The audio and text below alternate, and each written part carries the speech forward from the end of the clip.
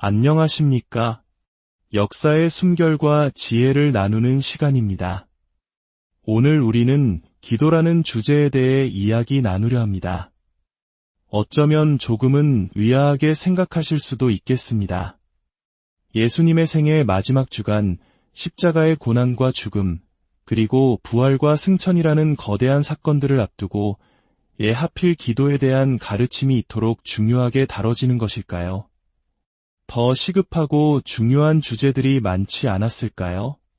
하지만 바로 이 시점이었기에 이 가르침은 제자들에게 그리고 오늘을 살아가는 우리 모두에게 절대적으로 필요했습니다. 사실 오늘 본문에서 예수님께서 하시는 말씀들은 완전히 새로운 내용은 아닙니다. 이미 다른 복음서 여러 곳에서 비슷한 가르침을 주셨고 기록되지 않은 수많은 순간들 속에서도 반복해서 강조하셨을 것입니다. 하지만 왜 바로 지금이었을까요? 그 이유를 이해하기 위해서는 지난 3년간 제자들이 겪었던 특별한 경험을 먼저 돌아보아야 합니다. 그들은 살아있는 하나님, 즉 인간의 몸을 입고 오신 예수님과 함께 먹고, 자고, 걸으며 모든 순간을 보냈습니다. 그들의 삶 속에서 필요한 모든 것은 예수님께서 직접 채워주셨습니다. 물론 그들은 유대인으로서 어릴 때부터 기도하는 법을 배우며 자랐습니다. 회당에서는 늘 기도가 울려 퍼졌고 하루에도 몇 번씩 정해진 시간에 기도하는 것이 그들의 문화이자 삶의 일부였습니다. 하지만 예수님과 함께한 3년이라는 시간은 역설적으로 그들의 기도 생활을 이전과는 다른 모습으로 만들었을 것입니다. 한번 상상해 보십시오. 굳이 멀리 계신 하나님께 닿기를 바라며 간절히 기도할 필요가 있었을까요? 바로 옆에 계신 예수님의 팔을 붙잡고 이야기하면 그 즉시 응답을 받을 수 있었는데 말입니다. 보호가 필요하면 그분이 막아주셨고 방향을 잃으면 그분이 길을 알려주셨습니다. 배가 고프면 떡과 물고기로 배불리 먹여주셨고 지혜가 필요하면 하늘의 비밀을 풀어 설명해 주셨습니다. 그들에게 예수님은 살아있는 응답 그 자체였습니다. 그렇기에 아마도 중요한 기도의 순간에 제자들이 깊이 잠들었던 것은 그들에게 기도가 생사를 가르는 절박한 경험이 아니었기 때문일지도 모릅니다. 하지만 이제 모든 것이 바뀔 시간이었습니다. 극적으로 그리고 송두리째 바뀔 운명의 순간이 다가오고 있었습니다. 손만 뻗으면 닿을 곳에 계시던 하나님의 아들이 이제는 더 이상 그들 곁에 물리적으로 존재하지 않게 될 것이었습니다. 이는 제자들에게는 감당하기 힘든 거대한 변화였습니다. 어쩌면 이 지점에서 우리는 제자들의 상황에 더 깊이 공감할 수 있습니다. 우리 중 누구도 예수님을 직접 만나거나 그분의 손을 잡아본 경험이 없기 때문입니다. 우리의 신앙 여정에서 기도는 선택이 아닌 전부였습니다. 복음을 듣고 구원을 간구할 때도 우리는 기도로 나아갔습니다. 유혹과 싸울 때 이겨낼 힘을 달라고 기도했으며 삶에 필요한 것을 채워달라고 기도했습니다. 지혜를 구할 때도 우리는 기도를 통해 하나님께 아뢰었습니다. 기도는 우리 믿는 자들의 생명줄이자 우리가 숨쉬는 영적인 산소와도 같습니다. 이제 제자들도 우리와 같이 보이지 않는 분에게 전적으로 의지해야 하는 존재가 되어야 했습니다. 그들은 예수님께서 곁에 계실 때와 동일한 능력과 자원이 이제는 기도를 통해 그들에게 동일하게 주어질 것이라는 사실을 깨달아야만 했습니다. 바로 이러한 극적인 삶의 전환점에서 오늘 우리가 살펴볼 말씀은 믿고 기도하는 자에게 하늘의 모든 자원이 열려 있다는 놀라운 약속을 가르쳐줍니다. 얼마나 놀랍고 자비로우신 하나님이십니까? 당신의 자녀들을 위해 이토록 엄청난 길을 예비해 주셨다는 사실에 우리는 그저 감탄할 뿐입니다. 자, 이제 성경 말씀 속으로 들어가 보겠습니다. 때는 순환 주간의 수요일 아침입니다.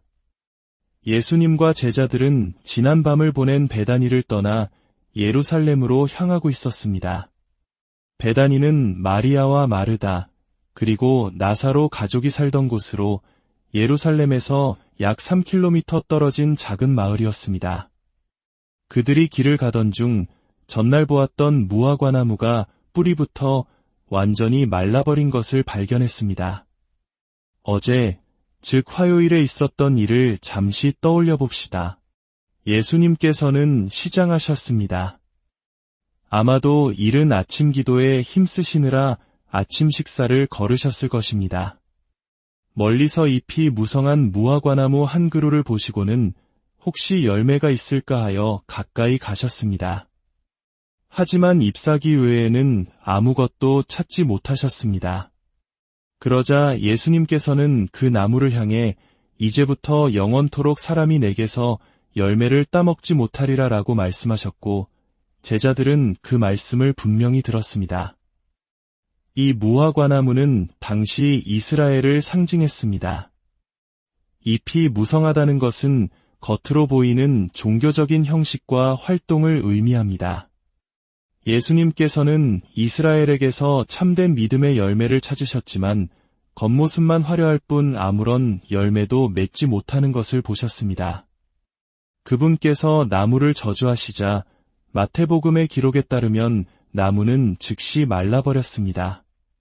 제자들은 그 사실을 바로 알지는 못했습니다. 그들은 예수님과 함께 성전으로 들어가 하루를 보냈고 날이 어두워져서야 베다니로 돌아갔기 때문에 어둠 속에서 나무의 변화를 알아채지 못했습니다. 그러나 수요일 아침 밝은 햇살 아래 그들은 나무가 뿌리째 완전히 죽어버린 것을 똑똑히 보게 된 것입니다. 이것은 단순한 사건이 아니었습니다. 그것은 살아있는 비유이자 열매 맺지 못하는 유대교와 불신앙에 빠진 이스라엘 민족에게 닥칠 하나님의 무서운 심판에 대한 예언이었습니다. 실제로 이 일이 있은 지 약 40년 후 로마 군대는 예루살렘을 파괴했고 84년 동안이나 지어졌던 화려한 성전은 돌 위에 돌 하나도 남지 않을 정도로 철저히 무너졌습니다. 이제 다시 수요일 아침으로 돌아와 21절 말씀을 보겠습니다. 베드로가 그 광경을 보고 예수님께 말합니다.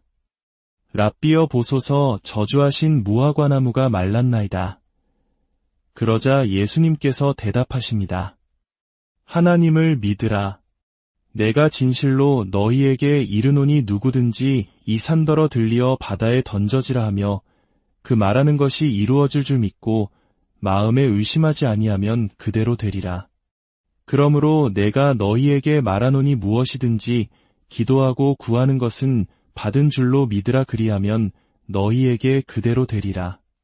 서서 기도할 때에 아무에게나 혐의가 있거든 용서하라 그리하여야 하늘에 계신 너희 아버지께서도 너희 허물을 사하여 주시리라. 처음에는 이 대화가 조금 어색하게 느껴질 수 있습니다. 말라버린 무화과나무 이야기에서 어떻게 갑자기 믿음과 기도에 대한 가르침으로 넘어가는 것일까요?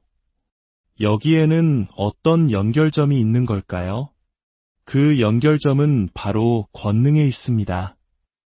무화과나무를 저주하여 말라 죽게 한 것은 하나님의 심판의 권능을 보여주는 사건이었습니다.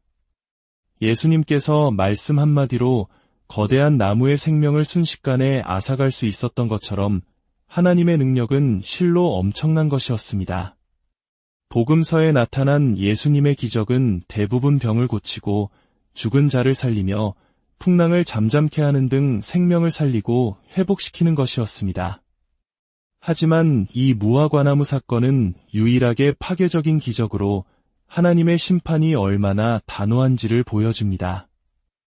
이것은 배고픔에 지친 예수님의 충동적인 행동이 결코 아니었습니다. 열매 없는 성전과 이스라엘의 닥칠 일을 보여주기 위한 분명한 상징적 행동이었습니다. 베드로와 제자들은 그 파괴적인 권능 앞에서 놀라움과 두려움을 느꼈을 것입니다. 바로 그 순간 예수님께서는 그들의 시선을 심판의 권능에서 믿음을 통해 역사하는 창조적인 권능으로 돌리십니다. 그분은 이렇게 말씀하시는 것과 같습니다. 너희가 본 이 놀라운 능력이 이제 너희의 것이 될 수 있다. 너희가 하나님을 믿고 기도할 때 한낱 나무를 말리는 것보다 더 위대한 일, 저 거대한 산을 들어 바다에 던지는 것과 같은 불가능한 일도 가능하게 될 것이다. 이것이 바로 예수님께서 제자들에게 남겨주시려는 핵심 유산이었습니다. 이제 그분은 떠나가시지만 제자들은 기도를 통해 그분의 능력, 아니 하늘 아버지의 무한한 능력에 직접 연결될 수 있게 된 것입니다. 예수님께서는 강력한 기도를 위한 몇 가지 조건을 말씀하십니다. 첫째, 하나님을 믿는 것입니다. 이것은 모든 것의 기초입니다. 둘째, 마음에 의심하지 않는 것입니다. 믿음과 의심은 공존할 수 없습니다. 셋째, 그리고 매우 중요한 것은 바로 용서입니다. 기도하러 서기 전에 누군가에게 원망이나 미움이 있다면 먼저 용서하라고 하십니다. 왜냐하면 용서하지 않는 마음은 하나님과의 소통 채널을 막는 가장 큰 장애물이기 때문입니다. 용서하시는 하나님 앞에 나아가면서 정작 자신은 다른 이를 용서하지 못한다면 그 기도가 어찌 하늘에 닿을 수 있겠습니까? 사랑하는 여러분, 예수님께서는 당신의 제자들이 그리고 오늘을 살아가는 우리가 무력하게 남겨지는 것을 원치 않으셨습니다. 그분은 당신이 육신으로 함께 계셨을 때보다 어쩌면 더욱 강력한 선물을 우리에게 주셨습니다. 그것은 바로 기도를 통해 시간과 공간을 초월하여 하나님의 보좌 앞에 직접 나아갈 수 있는 특권입니다. 오늘 이 이야기가 여러분의 기도 생활에 새로운 불씨가 되기를 소망합니다. 이 말씀이 여러분에게 힘이 되었다면 좋아요와 구독을 통해 이 은혜로운 메시지가 더 많은 이들에게 전달될 수 있도록 마음을 모아주십시오. 여러분의 작은 동참이 하나님의 말씀을 세상에 전파하는 귀한 사역의 일부가 될 것입니다.